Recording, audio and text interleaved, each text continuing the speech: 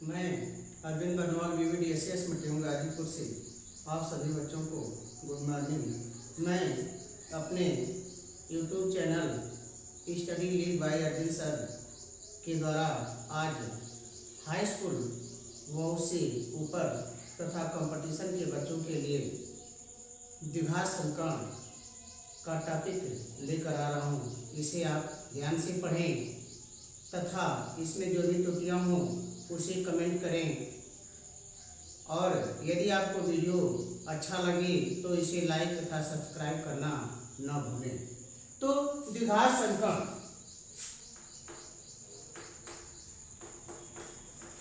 द्विघात समीकरण quadratic equation,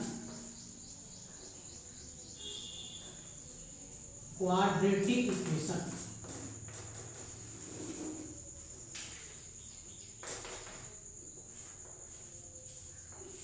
यदि कोई ऐसा समीकरण जिसमें चर राशि की घात अधिकतम घात 2 हो तो वह समीकरण द्विघात समीकरण कहलाता है। इसे हम व्यापक रूप में ax square plus bx plus c equal to 0 से निरूपित करते हैं। यह द्विघात समीकरण का व्यापक समीकरण है कि ax square plus bx plus c यह चर राशि x के पदों में है और x की महत्तम घात 2 है, अतः इसे हम कहेंगे द्विघात समीकरण। अब उसके बाद गुणनखंड द्वारा द्विघात समीकरण को हल करना। गुणनखंड द्वारा द्विघात समीकरण को हल करना, यानी किसी भी द्विघात समीकरण को हम गुणनखंड द्वारा कैसे हल करते हैं। द्विघात समीकरण को हल करना, कोई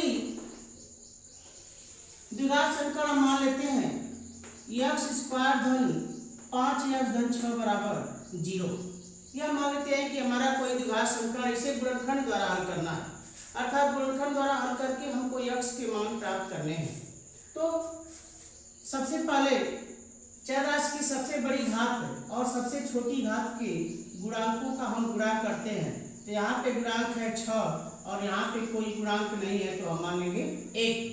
अब 6 कम 6, अब इसका ऐसा खंड करते हैं कि यदि इन गुणांकों के गुणनफल का चिन्ह प्लस आए तो जोड़ने पर, यदि माइनस आए तो घटाने पर बीच वाले अंक के बराबर प्राप्त हो।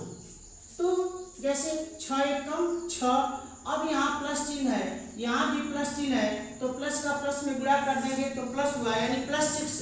अब +6 यानी जोड़ने पर, प्लस आ रहा है तो जोड़ने पर बीच वाले अंक के बराबर, यानी 6 का हमको ऐसा खंड करना है, 6 का हमको ऐसा खंड करना है कि जोड़ने पर मान 5 आए। तो 6 का गुणनखंड 6 कम 6, 2 3 6। यदि 6 और 1 जोड़े तो 7 हो जाएगा, 2 और 3 जोड़ेंगे तो 5 हो जाएगा। तो हम यहाँ पर 2 और 3 को लेंगे। अब चूंकि बीच में प्लस का चिन्ह दिया है, तो जब प्लस का चिन्ह दिया है तो दोनों का चिन्ह धनात्मक होगा। तो इसको इस रूप में हम लिख सकते हैं x square plus 2x plus 3x plus 6 equal to 0। अब दो पदों को हम एक साथ लेंगे। अब देखेंगे कि इन दोनों में क्या कॉमन है। तो तुलना करने पर x स्क्वायर 2x, इन दोनों में x मिल रहा है, अर्थात x कॉमन हो जाएगा। तो x जब हम कॉमन कर देंगे तो मान हो जाएगा हमारा x प्लस 2। अब इन दोनों में 3 कॉमन मिल रहा है, क्योंकि इससे पहले प्लस का चिन्ह है तो उस चिन्ह को भी हम अवश्य लेंगे, तो +3 कॉमन लेंगे। तो जब हम +3 कॉमन लेंगे तो हो गया यहाँ पे x, और 6 में 3 से भाग दिए तो 3 गुना के 6 बराबर 0। अब x प्लस 2 दोनों में है, तो x प्लस 2 हम कॉमन कर देंगे तो मान हो जाएगा हमारा x प्लस 3 इक्वल टू 0। अब x plus 2 into x plus 3 equal to 0।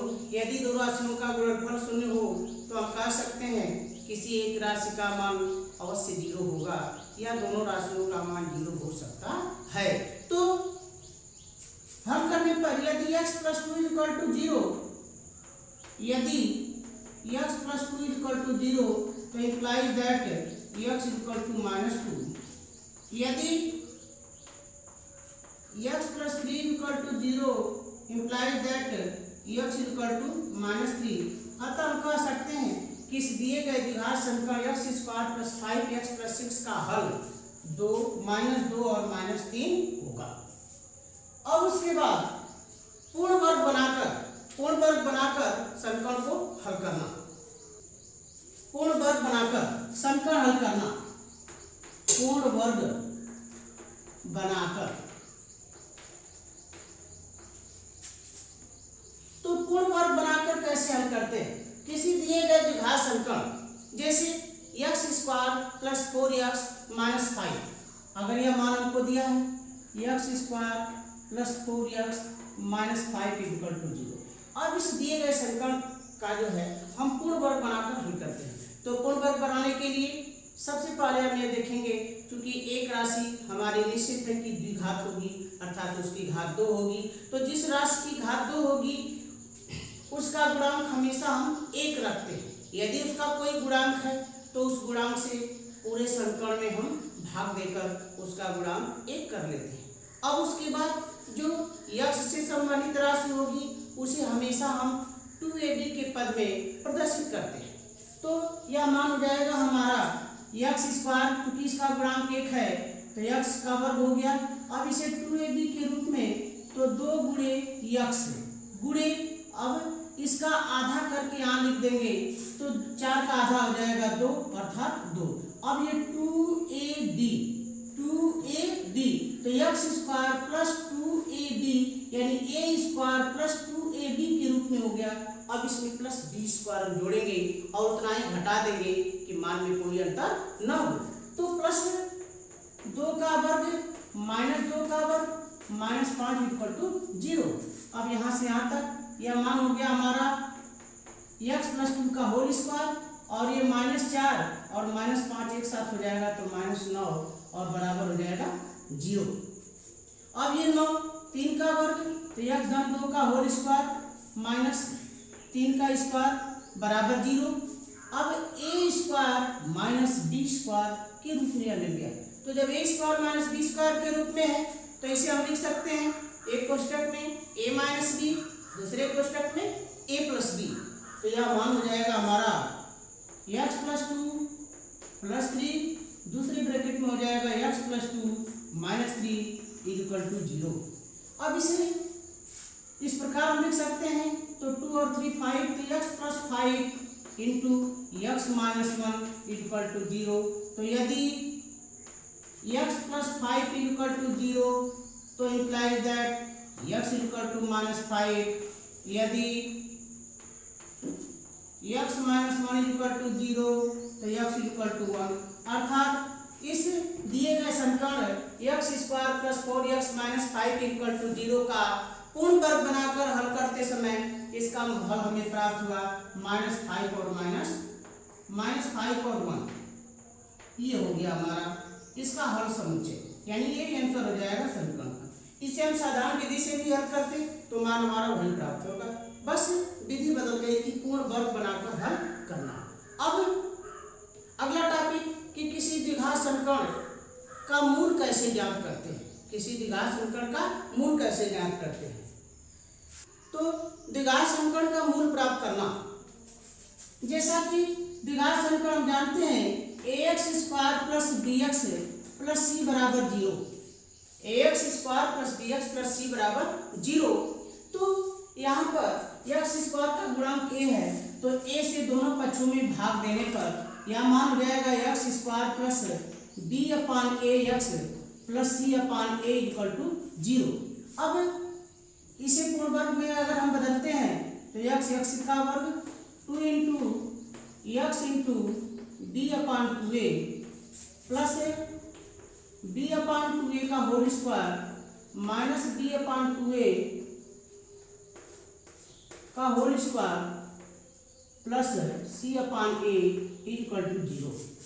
अब यहाँ से यहाँ तक यह मान जाएगा हमारा x plus b upon 2a whole square और ये हो जाएगा मान हमारा minus B square upon 4a square और plus C upon A equal to 0। इन दोनों का हम लसा ले लेंगे तो यस plus B upon 2a whole square और इसका यदि हम लसा ले लें तो यह मान हो जाएगा हमारा 4a स्क्वायर और यह हो जाएगा बी स्क्वायर माइनस 4ac बराबर 0। अब इसे हम पक्षांतर कर देंगे तो x plus B upon 2a whole square is equal to b square minus 4ac upon 4a square. तो दोनों पक्षों का वर्गमूल लेने पर तो वर्गमूल लेने पर x plus B upon 2a equal to plus minus under root b square minus 4ac upon 2a। अब इस प्लस बी अपान 2a को हम पक्षांतर कर देंगे तो x equal to minus b upon 2a plus minus under root b square minus 4ac upon 2a। अब दोनों में 2a लसा हो जाएगा तो यह मान हो जाएगा हमारा x equal to minus b plus minus under root b square minus 4ac upon 2a। तो धनात्मक मान लेने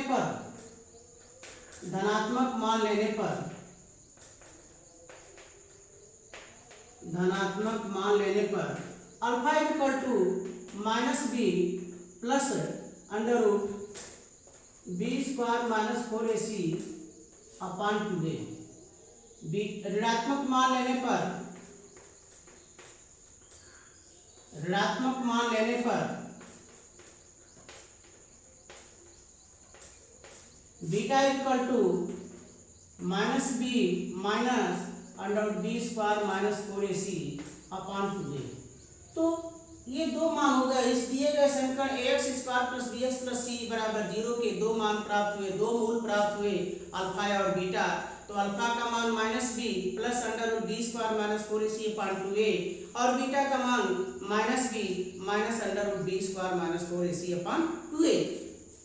बी स्क्वायर माइनस 4ac को बी स्क्वायर माइनस 4ac को हम कहते हैं विविक्त कर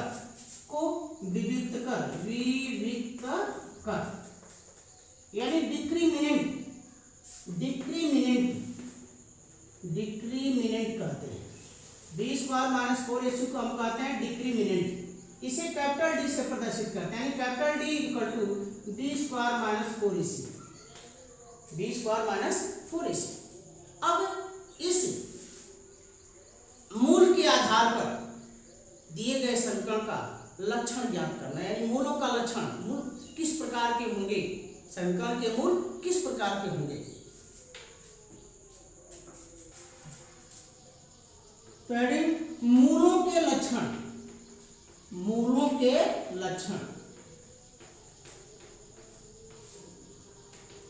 प्रॉपर्टी ऑफ रूट्स, मूल के लक्षण। तो विविध कर सबसे पहले दिए गए समीकरण ax square plus bx plus c बराबर 0 से हम तुलना करते हैं। किसी भी दिए गए द्विघात समीकरण की ax square plus bx plus c बराबर 0 से हम तुलना करते हैं। तुलना करने के बाद हम a b c का मान प्राप्त करते हैं। उसके बाद विविधकर का मान ज्ञात करते हैं, विविधकर b स्क्वायर माइनस 4ac। अब यदि b स्क्वायर माइनस 4ac का मान जिस रूप में प्राप्त हो, धनात्मक, ऋणात्मक, 0 या कोई पूर्ण वर्ग संख्या, तो उसके आधार पर हम मूलों के लक्षण की व्याख्या करते हैं। तो पहला नंबर, यदि b square minus 4ac is greater than 0, b square minus 4ac का मान 0 से अधिक हो तो समीकरण के मूल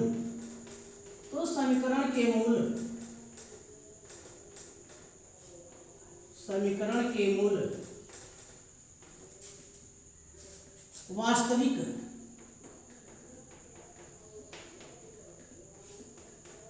तथा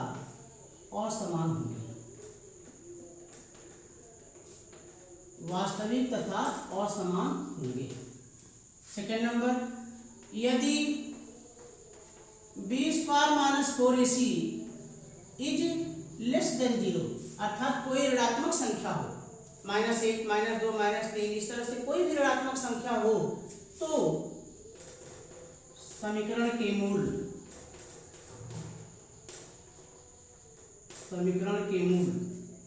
अधिकल्पित होंगे, काल्पनिक होंगे।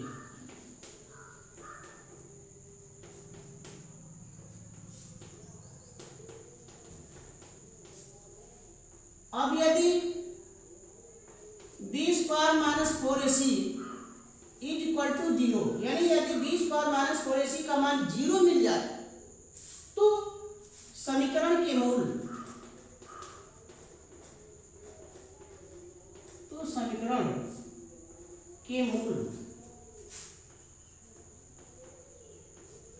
वास्तविक तथा समान होंगे।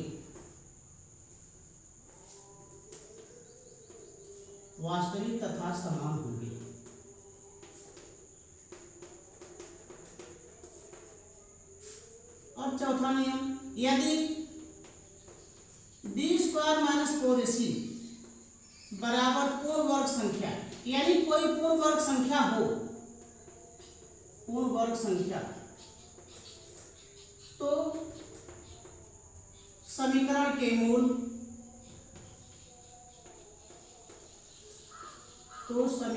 मूल परिमेय होंगे।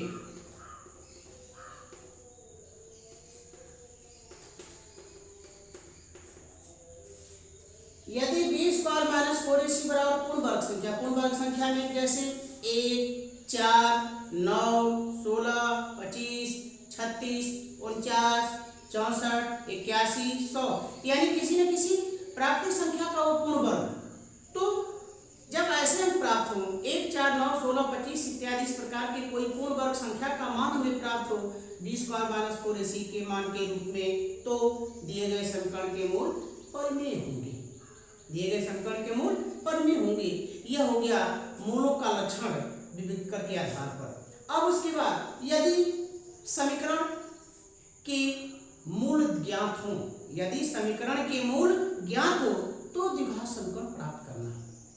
यदि समीकरण के मूल ज्ञात हो तो द्विघात समीकरण प्राप्त करना। समीकरण के मूल, यदि समीकरण के मूल ज्ञात हो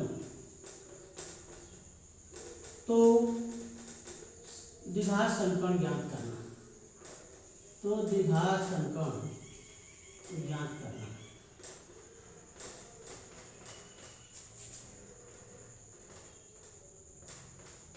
यानी दिए गए मूलों के आधार पर हम समीकरण कैसे ज्ञात करेंगे कि अगर मूल प्राप्त हो तो समीकरण कैसे प्राप्त होगा। तो उस स्थिति में द्विघात समीकरण के लिए सूत्र होता है कि द्विघात समीकरण x² माइनस मूलों का योग गुणे x प्लस मूलों का गुणनफल